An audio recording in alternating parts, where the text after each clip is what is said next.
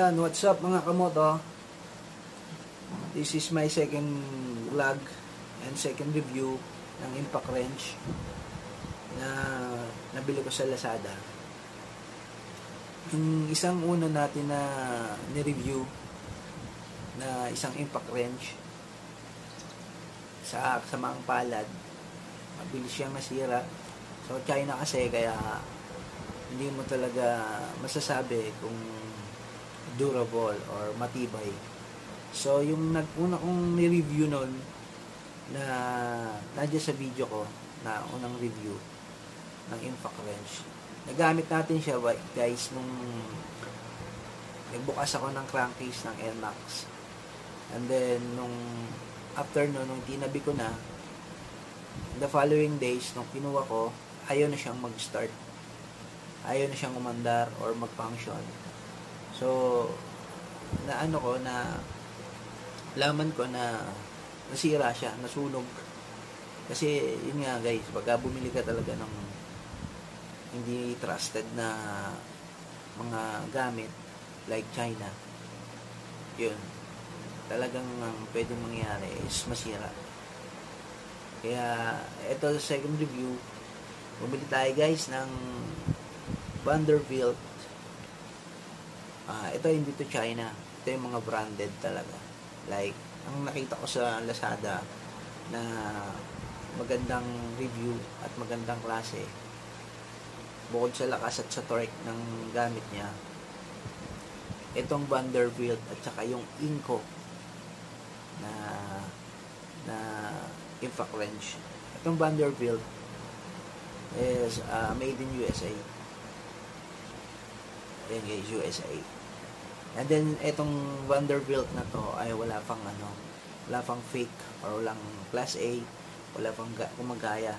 So hindi ka talaga matatakot na baka fake, unless din sa mga sikat na mga kilala na Makita, Bosch, DeWalt, meron siyang mga class A na talaga naman na hindi natin masasabi, baka gawang China, mabilis rin masira. So ito guys, ang worth nito is 7,000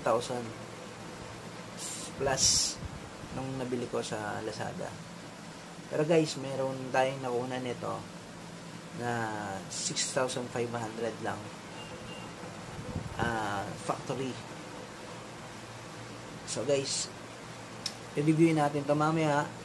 Papakita natin uli, bubuksan natin yung ating crankcase ng NMAX. Papakita natin kung gaano siya kalakas. Kasi ito yung malakas na torque, na malakas yung bumukas at magsara. Katulad ng Inco, pareha sila. Yung Inco, ang torque niya is 300 Nm and ito ay 320 Nm. Mas mataas siya ng 20 kung hindi ako nagkakamali. So guys, ayan, ito yung motor natin, yung NMAX, na bubukan natin yung crankcase para testing natin kung ating impact wrench. Ito rin siya ngayon, ang ating impact wrench.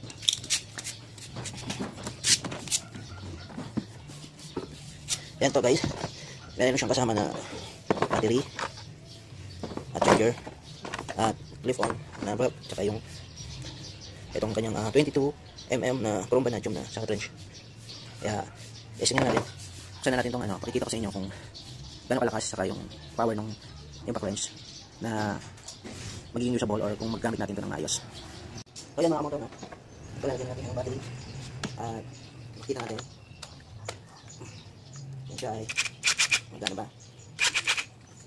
Buksan na natin yung ating NMAX crankcase gamit ang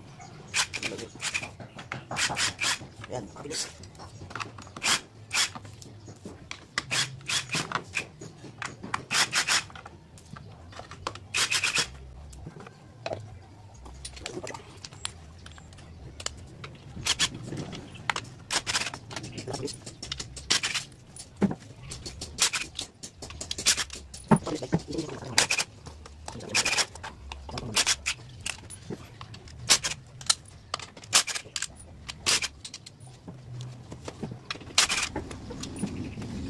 Ayan like, ito ko lang tali pa para pagkano. Hindi siya pag-alis natin dito sa mga. Dito pag-alis natin pagkano.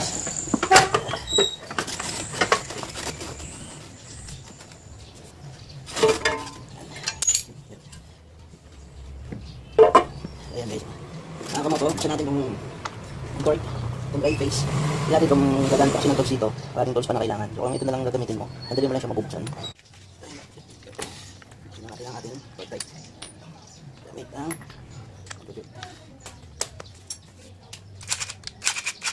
mga pala, mga kamoto, meron siya ditong high at saka low. Kung makikita nyo itong ilaw nito, pag may pinindot ko ito, meron siyang high and low. Ito yung high, ito yung low. Yung malakas ang nilyo, para hindi delikado strong nilyo natin. Kung sakaling maliliit lang, mahina lang siya. So pagka malaki at mabigat yung kailangan na torque, pwede natin siyang i-high.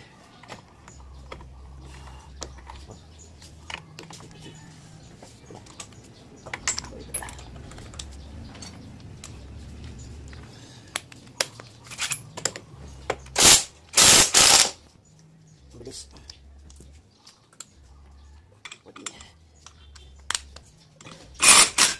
Ayan, ang bilis, no? Bilis natin mabuksan gamit itong Vanderbilt. Check ko na rin ito. Crankcase, linisin. Sensitivity. Ito yung pinakamahirap sa lahat na buksan. Kailangan natin ng tools dito or ng malaking labi or tools na special tools para mabuksan natin ito ng mabilis. Pero pakikita natin sa inyo kung gano'n ito bubuksan gamit ang impact wrench natin. Mabilis. So ito, pumili ako ng tools para rito.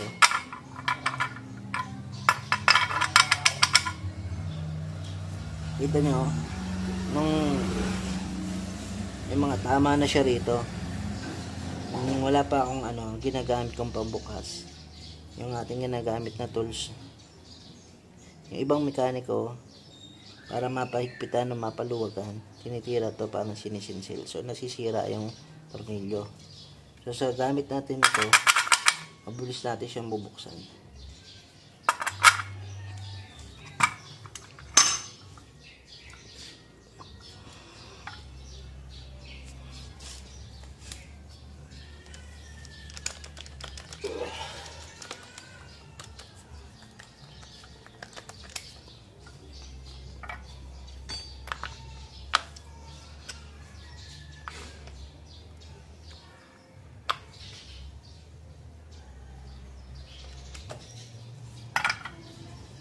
Gamitan natin siya na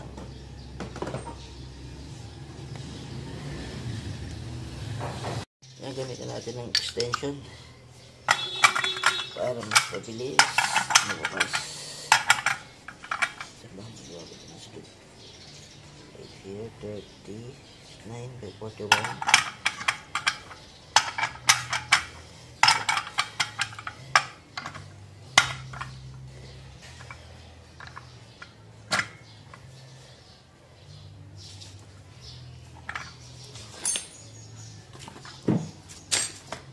Natin ang basahan para hindi gasgas natin yung torque.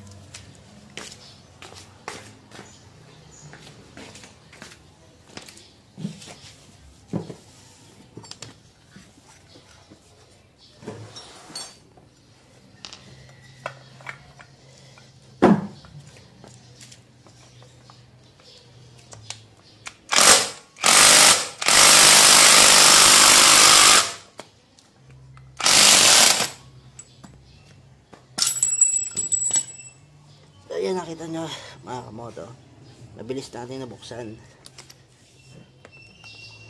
itong ating torque. Yun, malilinis na rin natin. Laking tulong talaga itong ating malakas siya at saglit lang nabubuksan. Mamaya pakita uli natin sa inyo pag isasara na natin itong crankcase, pag naayos na natin, para makita natin kung maigpit naman siya pag sinara, kung hindi siya maglulus o matatanggal. Lalo importante dito sa ating lalong importante dito. Okay, linisin ko lang muna itong mga parts para pag binalik ko ay maayos na po siya, mga kamoto. So ito na mga kamoto, babalik na natin ulit yung Tapos ang minsan babalik na natin ulit ito. Titingnan natin kung magiging successful yung higpit niya. So gagawin natin pag-higpit. Ito.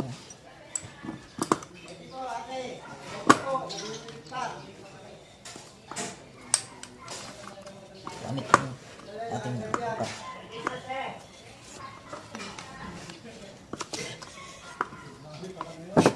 So usually ang ginagamit natin dito pag nagbubukas tayo ng makina ito at saka ito. So kailangan natin ng ganitong tools. Pero kapag babiyahe tayo, napaka-self pa may dala pa tayong mga ganitong tools. Hindi natin alam kung saan lalagay sa pamabigat. So kung may gamit tayong ganitong impact wrench, ito lang dala natin sa yung mga sakit. In case na may mga trouble o sira yung motor natin, pagdating sa CVT, mabubuksan na natin siya agad at maayos natin. Bawa napupunan tayo ng bundle o nasiraan ng lining or ng mga bola. So yan, kita na natin siya guys.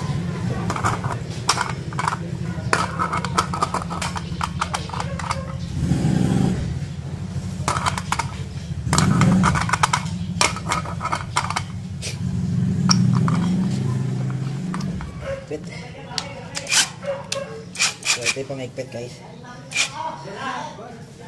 Ilagay natin siya sa high ampere o sa high torque para makita natin siya yung todo.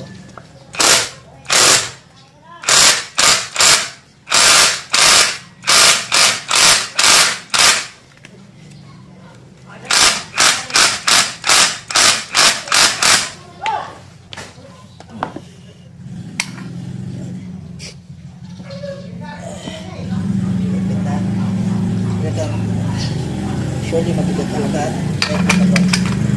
Siguro lang natin ang dahil hindi yung importante. Wala siguro makakabang siya ba? Wala yung ating okay.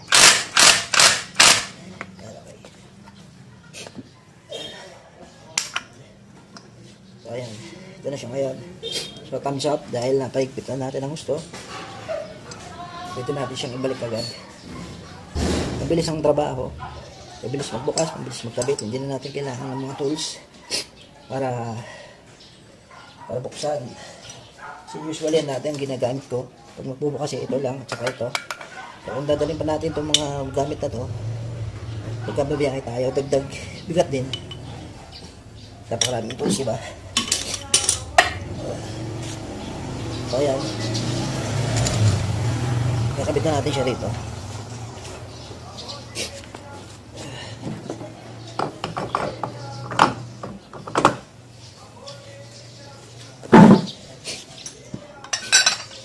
Miss kumpanya.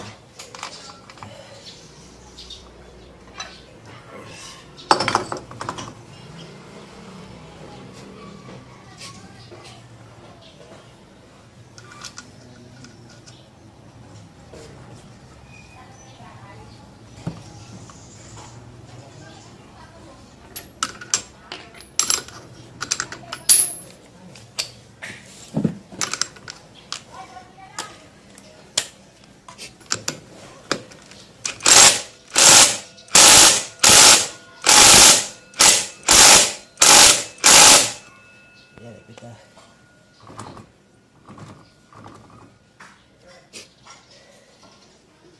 then ito ating pambot.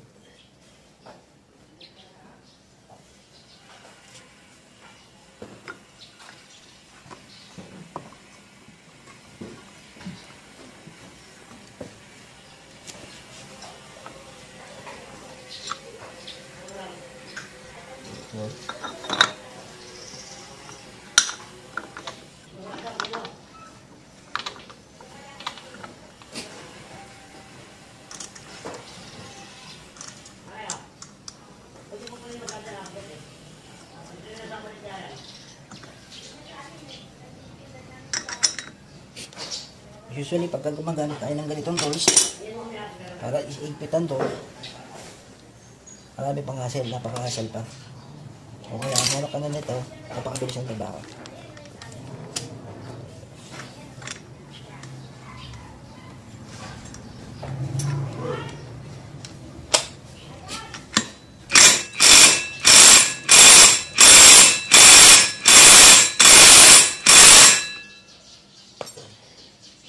So yun guys, ay kabit na natin ang maayos.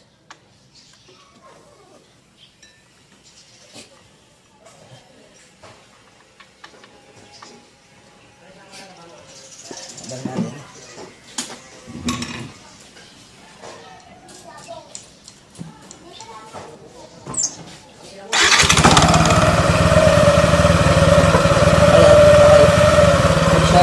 Kabit na natin yung maayos. So, thumbs up.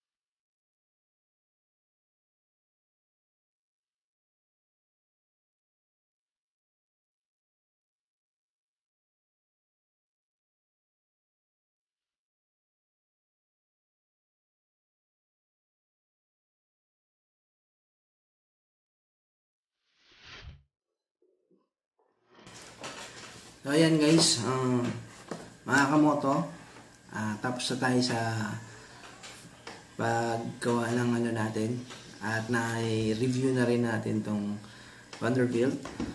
So nga pala guys, ito nga palang Vanderbilt, hindi lang po ito pang motor. Baka sa nagtatanong kung pwede po ito sa mga sasakyan, pwede rin po, dahil na-try and tested ko na. Pwede po ito sa mga light vehicles, tulad ng mga kotse, mga AUV. Hindi ko lang alam sa truck kung hindi ko pa na-testing. So talagang malakas at matibay ito. Dahil ang torque niya ay 320 Nm. So malakas siya, kaya niya magbukas at magsara ng mga lug ng mga gulong ng sasakyan. Kaya sulit. Ito nga pala guys, yung una kong ni-review na yung Fact Drive. And then okay sana yung review dahil malakas din siya, gumana. Pero sad to say, pagkatapos ng ilang araw na itinabi ko, and then nung kukunin ko at gagamitin ko na, doon ko nakita na sira siya. Hindi na siya nag-function ng maanda. And then nung binuksan ko, nakita ko itong pinaka board niya dito na nagko-connect sa battery ay sunog. So lesson learned, katulad sa mga katulad natin na nagtitipid, na gustong kahit paano makamenos, doon na tayo sa napagkakatiwalaan na mahal pero sulit naman dahil matibay at maasahan mo. Hindi katulad ng ganito. Ito ay nabili ko lang sa Lazada at wala pa ako nakitang review sa mga YouTube. So tinry ko dahil mura. Ang price ito ay 2,500 lang at ito ay 7,000. So alis kalahati ang presyo. Yun nga lang, isang gamit lang din, sira na. So yun, sana sa mga gusto na bumili ng mga bumili na lang po kayo ng di baling mahal, basta sigurado na. Para kung sakali na babiyahe ka at kailangan mo ng gamit, ito lang ang dadalhin mo, and then yung mga sakit niya magagamit mo na siya at hindi ka na ma-hassle magdala ng marami at mabigat. Dahil ito, kasya na to sa, let's say, sa compartment ng motor natin o sa box, and then okay na para saan ka mang bumiyahe, wala kang pangamba. Speaking of biyahe, o nga pala, shout out nga pala sa GSRG group or sa Good Samaritan Riders family.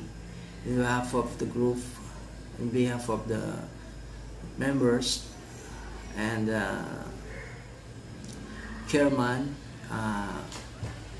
Benji Enriquez and vice Robin Dumalay. Saludo ako sa inyo sa ginagawa ninyo. Keep up the good work. Yung last mission nyo sa Batangas, successful. At talaga naman marami kayong natutulungan.